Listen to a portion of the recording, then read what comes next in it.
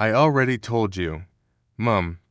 I'm busy with real customers. So, you'll us have to wait until someone else is available, Derek said without even looking up from his phone. And Denise Carter felt the familiar sting of humiliation burn through her chest like acid as she stood in the middle of Morrison's luxury auto, surrounded by gleaming cars worth more than most people's houses. She had walked into this dealership wearing her best business suit, her natural hair styled perfectly, her designer handbag resting on her shoulder. But none of that mattered to the salesman, who had taken one look at her brown skin and decided she wasn't worth his time. The showroom was busy for a Saturday afternoon in Charlotte, North Carolina, with customers wandering between Bentleys and Mercedes, and Denise had watched Derek rush to help 3 different people in the 20 minutes since she arrived. All of them white, all of them dressed far more casually than she was. When she had finally approached him directly to ask about the new S-Class Mercedes in the corner,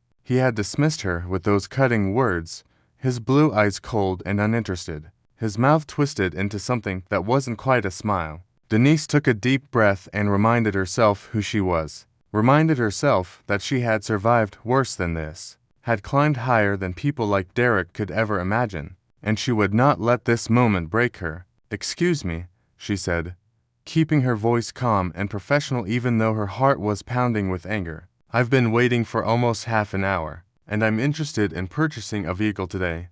Derek finally looked up from his phone, gave her a slow once-over that made her feel like she was being appraised and found worthless, and then he laughed, actually laughed, as if her words were the funniest thing he had heard all week. "Look, sweetheart," he said, leaning against the front desk like he owned the place, "that car costs more than you probably make in 5 years. So why don't you head down the street to the used car lot where you might actually be able to afford something?" The words hung in the air like poison, and Denise felt tears prick at her eyes, not from sadness, but from the sheer rage that was building inside her like a storm. She had heard words like this before, had heard them her whole life, from teachers who didn't think she was smart enough, from neighbors who didn't think she belonged in nice places, from colleagues who didn't think she deserved her success. But somehow it still hurt every single time. A white couple walked through the door, and Derek immediately straightened up, his whole demeanor changing as he flashed them a brilliant smile and practically jogged over to shake their hands. "Welcome to Morrison's, folks. Let me show you our beautiful new arrivals," he said, his voice warm and friendly in a way it had never been with Denise, and she watched as he led them toward the very same S-Class Mercedes she had asked about, pointing out features and offering them coffee and treating them like they were the most important people in the world. Denise walked over to another salesman, a young man with kind eyes and a nervous smile, and asked if he could help her instead. "I'm so sorry, ma'am," he whispered, glancing at Derek with something that looked like fear. "But Derek is the senior salesman, and he gets first pick of all walk-in customers. And if I take you, he'll report me to management." Denise nodded slowly, understanding the complicated web of workplace politics that trapped good people in bad situations, and she felt sorry for this young man who clearly wanted to help, but was too afraid to do the right thing. She pulled out her business card and handed it to him, watching his eyes go wide as he read the words printed in elegant gold letters, and she saw his face cycle through confusion, recognition, and finally pure shock. "Please don't tell anyone I'm here," she said quietly. "Not yet. Not until Monday." The young man nodded frantically, tucking the card into his pocket like it was a precious secret, and Denise walked out of that showroom with her head held high and her mind already planning what would come next. The weekend passed slowly for Denise, but she used the time to do what she did best, which was prepare and research and build a case that would be airtight when the moment came. She had worked her entire life for the position she now held, starting as a receptionist at Morrison's corporate headquarters in Atlanta when she was just 19 years old, answering phones and filing paperwork while she took night classes to earn her business degree. Her mother had cleaned houses to pay for those classes, coming home with hands cracked and bleeding, smelling like other people's laundry, and Denise had promised her that every sacrifice would be worth it someday. When her mother died of cancer 3 years ago, Denise had held her hand in that hospital room and sworn that she would make her proud, that she would rise so high that nobody could ever make her feel small again. And she had kept that promise, climbing from receptionist to sales associate to regional manager to district director. And 3 weeks ago, she had received the call that changed everything. Denise, the CEO had said, his voice crackling through the phone, the board has voted unanimously to make you our new executive vice president of sales and customer experience, and your first job will be to visit every dealership in the Southeast region and evaluate their performance. She had cried when she hung up the phone, cried for her mother who never got to see this day, cried for the little girl who grew up in the projects of Memphis, believing she would never amount to anything. The Charlotte dealership was her 5th stop on the tour, and she had chosen to arrive unannounced because she wanted to see how customers were really treated when the bosses weren't watching. Now she knew, and the knowledge sat heavy in her stomach like a stone, because Morrison's wasn't just a company to her. It was the place that had given her a chance when nobody else would, and she couldn't let people like Derek destroy everything it was supposed to stand for. Monday morning arrived with a kind of clear blue sky that made Charlotte look like a postcard, and Denise dressed carefully in her most powerful suit, a deep burgundy that her mother had always said made her look like a queen. She drove to the dealership in her own Mercedes S-Class, the same model she had asked Derek about, and she smiled to herself as she pulled into the parking lot and saw his car parked in the spot closest to the door,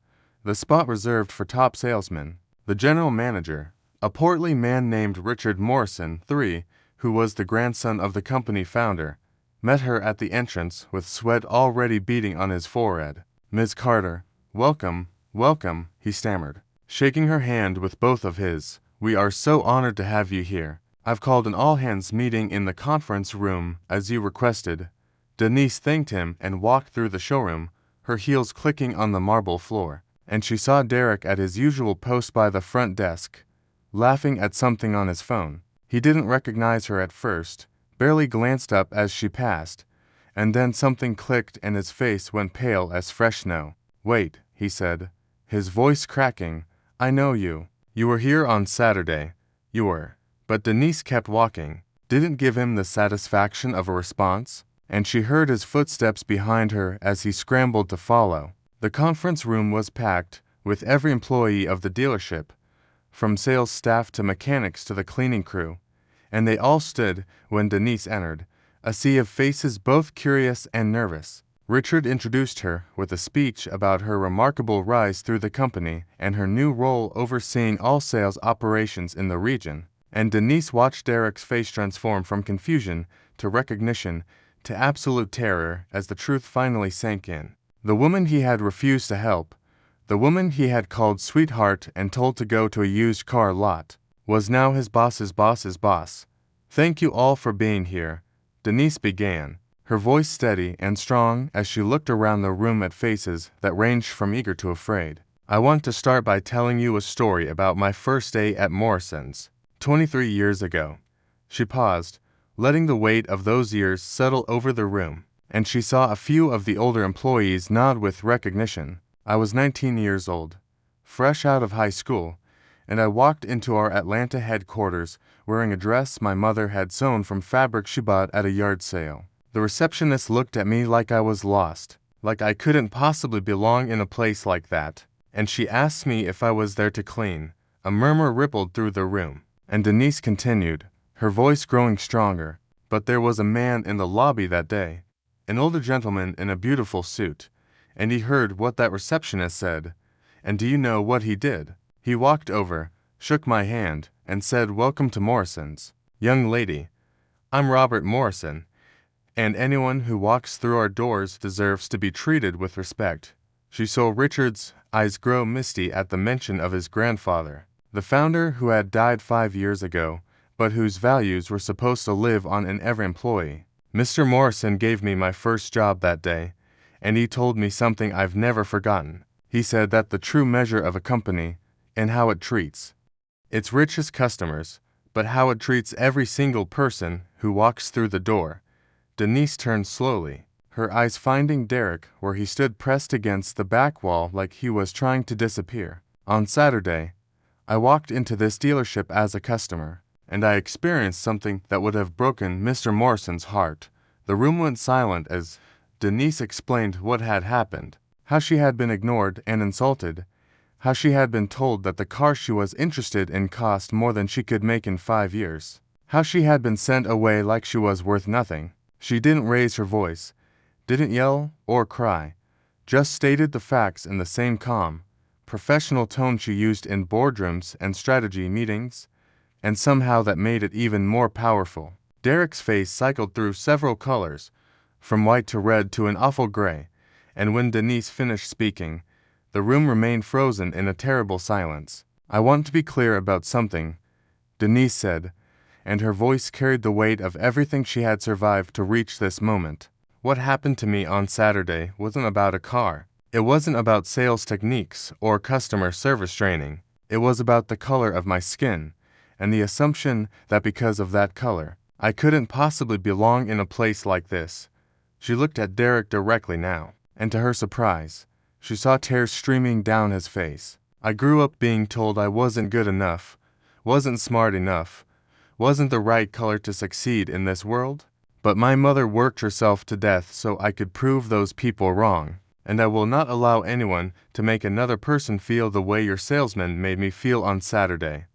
Richard stepped forward, his face flushed with anger and embarrassment, and he looked at Derek with something close to hatred. "You're fired," he said, his voice shaking.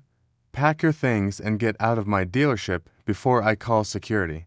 But before Derek could move, before anyone could speak, Denise held up her hand and the room froze again. "Wait," she said, and she saw the confusion on every face, saw Derek's eyes fill with a desperate hope that made her heart ache despite everything. "I spent all weekend thinking about what I would do when this moment came. I thought about all the times I was treated like I was less than, all the times someone looked at my skin and decided who I was before I could speak a word."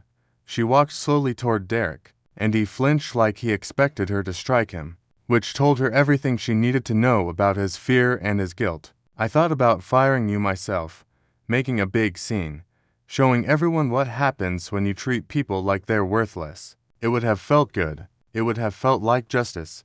She paused, standing directly in front of him now, close enough to see the tears still falling from his eyes.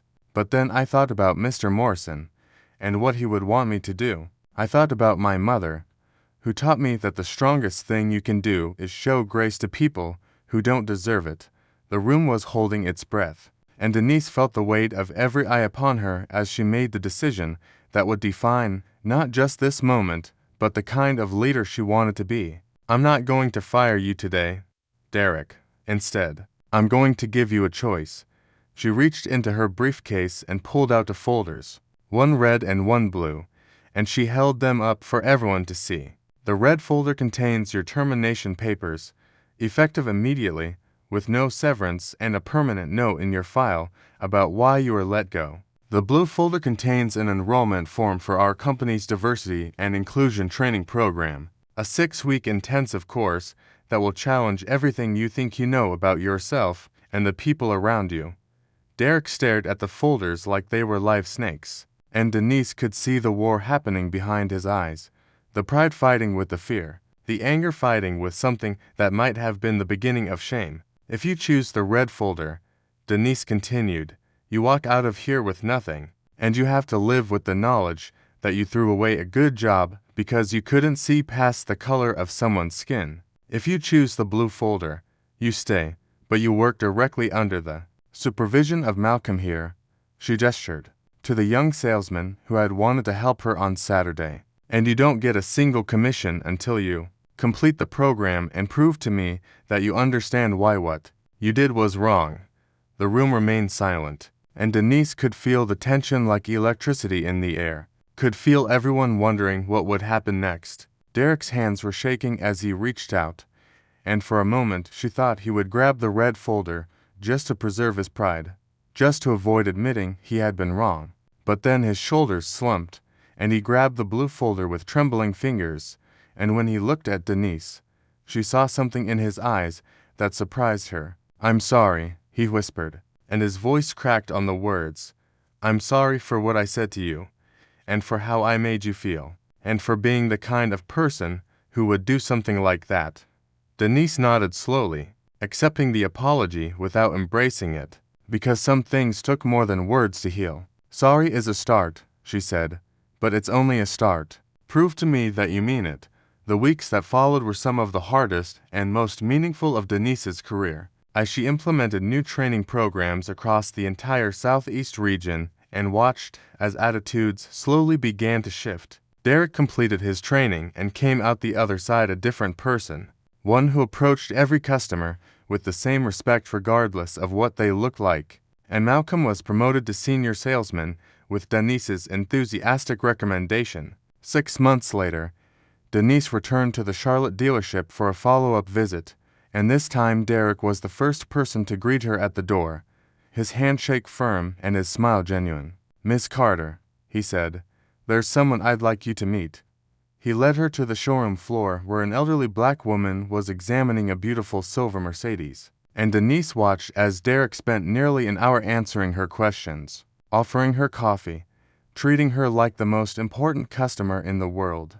"That's my grandmother," Derek said quietly as they watched the woman sign her paperwork. "She raised me after my parents divorced, and I never realized until your training how many times I must have made her feel invisible because of how the world treated her. I called her last month and apologized for 20 years of not seeing what she went through."